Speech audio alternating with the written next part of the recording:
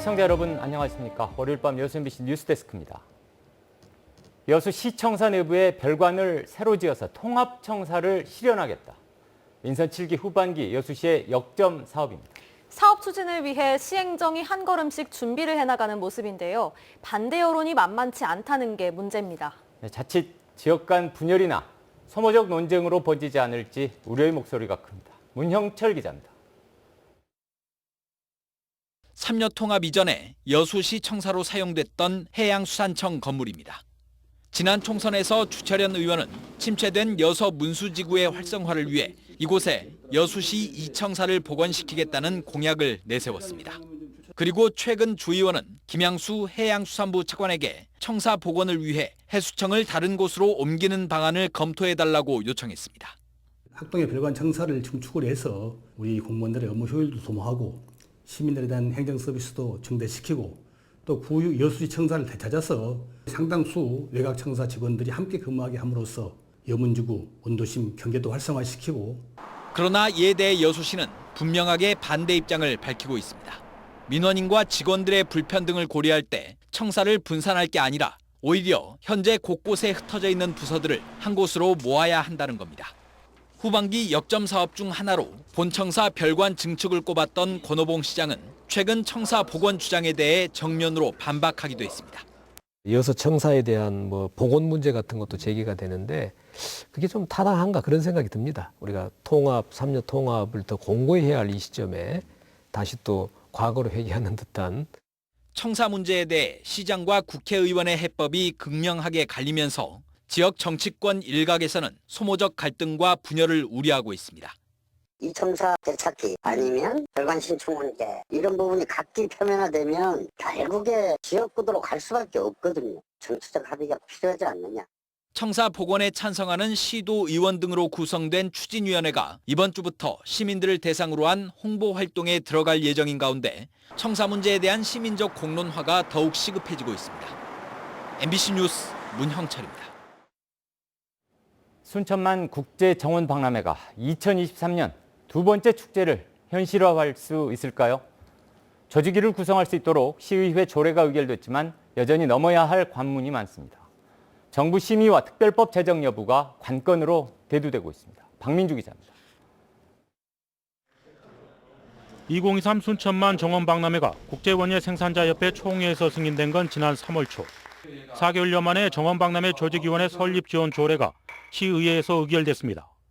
내년 1월 100명으로 구성된 조직위를 출범할 수 있는 제도적 근거가 마련된 겁니다. 박람회를 추진할 수 있는 근거가 마련되었습니다. 이 조례 근거를 통해서 적극 지원하고 성공할 수 있도록 의회 차원에서 관리 감독을 강화하겠습니다. 하지만 정부 차원의 관문은 남아 있습니다. 오는 27일 기재부의 정원박람회 개최 타당성 심사에 관심이 모아지고 있습니다. 긍정적 전망이 나오고 있지만 국제행사심사위원회가 열려 심의를 하는 만큼 촉각이 쏠리고 있습니다. 타당성을 영역을 마쳤습니다. 7월 27일에 기획재정부에서 국제행사 심의 의결이 있으면 행정적 절차는 마무리하게 되겠습니다. 정원박람회 특별법 제정도 쟁점. 특별법이 제정되면 박람회의 직간접적인 SOC 구축과 정원 산업을 포함한 연관 사업에 정부의 지원 근거가 생기는 겁니다. 정원박람회의 국가적 적성이라는 측면에서도 필요성이 커진 상황. 소병철 국회의원은 전남도와 순천시가 참여하는 공청회를 거쳐 다음 달 정원박람회 특별법을 발의하겠다고 밝히고 있습니다. 계획대로라면 지난 2013년에 이어 오는 2023년 10년 만에 다시 열리는 순천만 국제정원박람회. 전남 도내뿐만 아니라 국가적인 공감대 형성이 또 다른 과제가 될 전망입니다. MBC 뉴스 박민주입니다. 고 최숙현 선수가 체육계 고질적인 폭력 문제를 제기하면서 큰 충격을 줬는데요.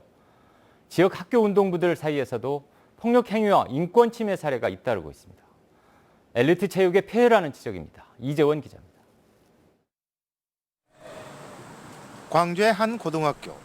지난 6월 야구부 3학년 학생이 1학년 후배를 구타해 전치 6주의 부상을 입었습니다. 구타 사유는 고자질. 선배의 지시로 머리를 짧게 잘랐다고 감독에게 말했다는 이유였습니다. 하지만 학교 측은 대학 진학에 영향을 주는 대회 이유로 사건 처리를 지연시켰다는 의혹을 받고 있습니다. 이제 나머지 자료 정리를 지금 하고 있습니다. 뭐 회의록이나 그런 거. 그런 거 하면 이제 학교로 이제 통보가 이제 갈 거거든요. 한 중학교 야구부에서는 인권 침해에 대한 조사 방식이 문제가 되고 있습니다. 야구부 전체가 참여하는 공개적인 자리에서 학교 폭력에 대한 조사가 실시되면서 피해자와 가해자의 신원이 노출됐기 때문입니다. 전문기관에다 맡겨서 정말 질 좋은 교육이 돼서 차후에 이런 일이 발생하지 않도록 해주십시오 하고 저희가 공문을 발송을 했습니다. 이처럼 학교 폭력에 대한 대응이 미숙하거나 2차 피해가 발생하는 이유는 엘리트 체육의 폐해가 아직도 개선되지 않고 있기 때문이라는 지적입니다. 훈련과 경기력 향상이 학교 체육을 지배하면서 선수 기용권을 갖고 있는 지도자에게 인권 침해나 폭행을 호소하기 어려운 구조가 여전히 계속되고 있다는 겁니다. 성적을 높이기 위해서 좀 우리 사회가 좀 시시했던 경향도 있습니다. 그런 것들을 이제 더 이상 묵인하지 말고 더 이상 이런 폭력의 대물림은 없어져야 된다고 생각합니다. 학생들의 인권 보호를 위해 학생인권 조례가 제정된 지 벌써 9년째. 하지만 학생인권 조례 속에서도 계속되고 있는 엘리트 체육의 구조가 학교 폭력을 일상화하고 있는 것은 아닌지 점검이 필요해 보입니다. MBC 뉴스 이재원입니다. 전라남도 체육회가 도내 운동경기부 선수들의 인권 실태 전수조사에 나섰습니다. 전라남도 체육회는 도체육회 사무처 직원 중심으로 조사반을 꾸려 도내 대학, 직장 운동경기부 선수들의 인권 침해 또는 폭력 문제 등 스포츠 인권 실태 전수조사에 착수했습니다. 도체육회는 선수들의 인권 침해 사례 등 불미스러운 사안이 발생하면 적극 신고할 수 있도록 홍보도 강화하기로 했습니다. 광양만권 경제자유구역 조합위원 추천을 둘러싸고 전남도 의회가 술렁이고 있습니다. 전남도 의회 임종기 의원은 최근 전남도 의장이 광양만권 경제자유구역청 조합회의 위원 3명을 추천했지만 조합규약상 전남도 의회에서 추천하도록 한 만큼 의장의 권한이 아닌 본회의 결정 사안이라며 의장의 추천은 원천 무효라고 반발했습니다. 광양만권 경제자유구역청 조합위원직은 관례적으로 의장이 추천해왔지만 임 의원은 절차적 문제가 드러난 만큼 바로잡아야 한다며 위원 추천 철회가 이루어지지 않으면 의장 불신임안을 발의할 수 있다고 밝혔습니다. 검찰이 복지 사각지대에 놓인 아동들을 잇따라 구조하고 나섰습니다. 광주지검 순천지청은 출생 직후 아기를 보호시설에 맡긴 채 2년 8개월 동안 출생신고를 거부한 20대 미혼모를 수사하는 과정에서 직권으로 출생신고를 했습니다. 또 40대 부모가 알코올에 중독돼 5년 동안 두 자녀에게 음식도 제공하지 않은 채 방임한 아동학대 사건을 조사하며 현재 양육 중인 친척이 미성년 후견인으로 지정될 수 있도록 법원에 친권상실 청구를 했습니다. 현행법에 따르면 지자체장이나 검사는 아동학대 혐의가 확인될 경우 직권으로 출생신고나 친권상실 청구를 할 수 있습니다. 인천과 경기 등에서 수돗물 유충 발견 신고가 잇따르면서 전라남도가 상수도 정수장 긴급점검에 나섰습니다. 전라남도는 시군의 전문가 합동점검을 실시하고 내일까지 결과를 보고하도록 했습니다. 전남에는 모두 77개 정수장이 운영되고 있습니다. 도로가와 주택의 사고 위험이 있어 보입니다.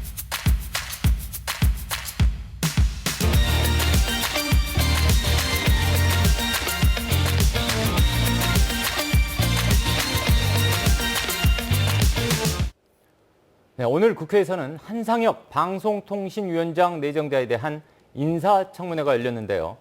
주된 쟁점, 바로 지상파 방송이었습니다.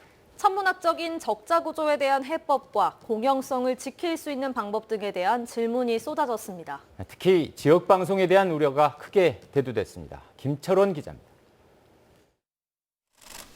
제5기 방송통신위원회 위원장으로 내정된 한상혁 후보자 청문회에서는 지상파 방송사들의 천문학적 재정 적자가 화두였습니다. 수천억 적자 늪에 빠진 경영 상황이 개선되지 않으면 방송의 공영성을 지킬 수 없을 것이라며 방통위가 나서 방송사 재원 구조에 큰 구조를 바꿔야 할 때라고 주장했습니다.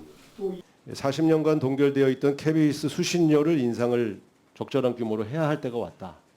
그리고 이 KBS 수신료 인상으로 인해서 여유가 생긴 방송 광고의 여유분들을 타 방송 매체로 이전시키는 이런 시장의 선순환을 만들지 않고서는 지금 이 지상파의 위기를 극복하기가 굉장히 불가능해진 게 아니냐. 반면 미디어 시장이 급변하는 상황에서 직접 수신이 3%도 채 못 되는 지상파를 살리는 데만 방통위가 집착해서는 안 된다는 반론도 나왔습니다. 기존의 레거시 미디어에 너무 집착하는 거 아니냐. 과감하게 털건 털어야 되는데 털지 못하고 새로운 뉴미디어 환경이라든지 그런 데 대해서 신속하게 접근해가지 못하는 것이 아니냐. 지상파 방송사 중에서도 특히 사정이 어려운 지역 방송을 위해 무슨 고민을 하고 있는지를 따져 묻는가 하면 인건비가 40%나 상승을 하였습니다. 우리 지역의 프로그램 하는 건 지금 거진 다 인건비가 다라고 보고 있습니다. 그래서 우리가 지역에 있는 언론 회사들 굉장히 어려움을 많이 겪고 있는데 서울의 대형 방송사들이 지역 방송사들 어려움에 대해 나몰라라는 현실에 대해서도 질타가 이어졌습니다. 2012년 한국방송광고진흥공사는 MBC 본사와 지역 MBC 방송사 간의 광고 매출 비중을 합리적인 수준으로 유지하는 네트워크 지원 방안을 밝힌 바 있습니다. 하지만 아직까지 이행되지 않았고 오히려 더 악화되고 있는 실정입니다. 한상혁 후보자는 지상파 방송사들의 어려움에 공감하고 대책을 고민하고 있다면서 지역방송 지원 대책에 대해서는 원론적 수준의 답변을 내놓았습니다. 사적개혁에 의해 가지고 결정이 되는 문제이기 때문에 저희들이 직접적으로 관여하거나 할 수 있는 문제는 아니라고 생각을 합니다. 하지만 말씀하신 대로 지역방송의 존폐가 걸려있는 상황이기 때문에 그런 부분에 있어서 합리적인 대안이 도출될 수 있도록. 한편 인사청문회장에서는 급변하는 미디어 시장 변화에 맞춤한 방송 관련 법률의 개정과 미디어 혁신기구 출범 등이 필요하다는 지적이 나왔습니다. MBC 뉴스 김철원입니다. 광양시가 구봉산 관광단지의 원활한 조성을 위해 본격적인 토지 매입에 들어갑니다. 광양시는 오는 27일부터 한 달여 동안 소유주들을 대상으로 계약서 접수와 대금 지급 공지 등 행정 지원에 나섭니다. 매입 규모는 고략동 일원의 토지와 지작물 등 모두 190만 제곱미터 430억 원입니다. 더불어민주당의 전남도당위원장 경선이 다음 달 실시됩니다. 전남도당은 오늘 선거관리위원회를 열고 오는 24일 후보자 등록에 이어 다음 달 4일부터 나흘 동안 대의원과 권리당원 각각 50%의 비율로 온라인과 ARS 투표를 진행합니다. 현재 도내에서는 김승남, 신정훈 의원이 출마 의사를 밝혔으며 막판 합의 추대가 이루어질지도 주목됩니다.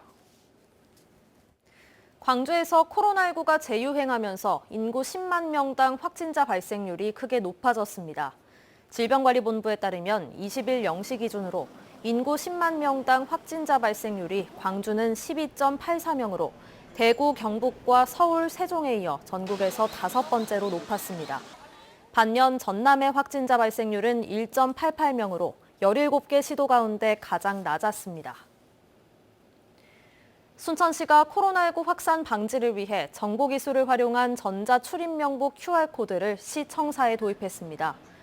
순천시는 최근 정부의 코로나19 역학조사 결과 출입자 명부가 허위 작성되는 등 방역망의 미비점이 발견됨에 따라 감염 예방을 위해 오늘부터 청사 출입에 QR코드를 도입했다고 밝혔습니다. 순천시는 고령자나 스마트폰 미사용자 등을 위해 출입자 명부 수기 기제를 병행할 계획입니다.